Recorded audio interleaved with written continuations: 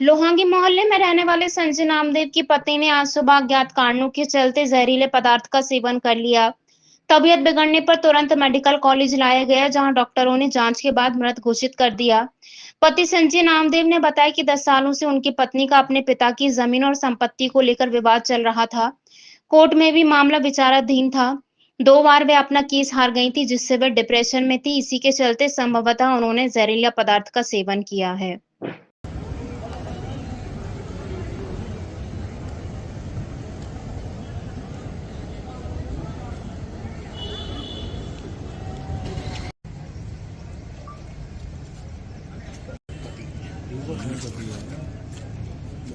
निवासी।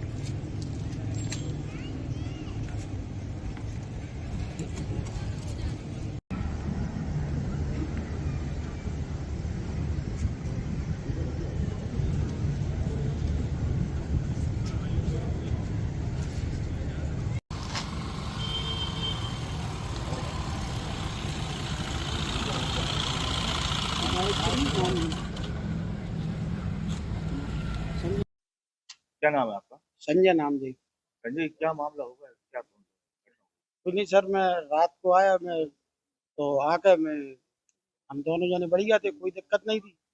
तो मैं जिधर दोनों जने सो रहे थे, तो इसके बाद मैं नीचे सो गया आके। फिर इसके बाद मुझे गर्मी लगी, तो बाहर लड़का सो रहा था मेरा दूसरे कमरे में। मैं उधर से उतर नीचे सो गया आके। तो सुबह 6 बजे ये उठी। तो सुबह 6 बजे निकलते समय उसने मुझसे बोला, कल गए एक काम करो, तुम ऊपर सो जाओ।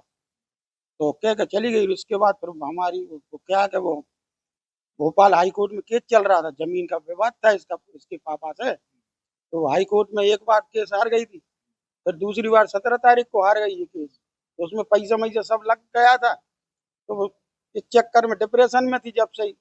और बच्चों बच्चों का भविष्य का क्या होगा और ये और वो उस 17 तारीख से डिप्रेशन में थी। हाँ। और उधर जाके तो मेरी लड़की आई, कहने लगी, पापा उठो उठो, कहने लगी, मम्मी को उल्टी हो रही है। मैंने समझा मेरी मेरी मम्मी को हो रही।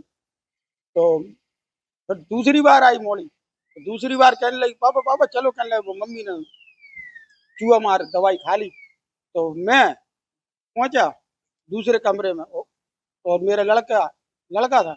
तो बीच में इसको बैठा के, लड़के को पीछे बैठा के पल्सर पे हम अस्पताल ले आए। कितनी बीघा जमीन का मतलब विवाद चल रहा है?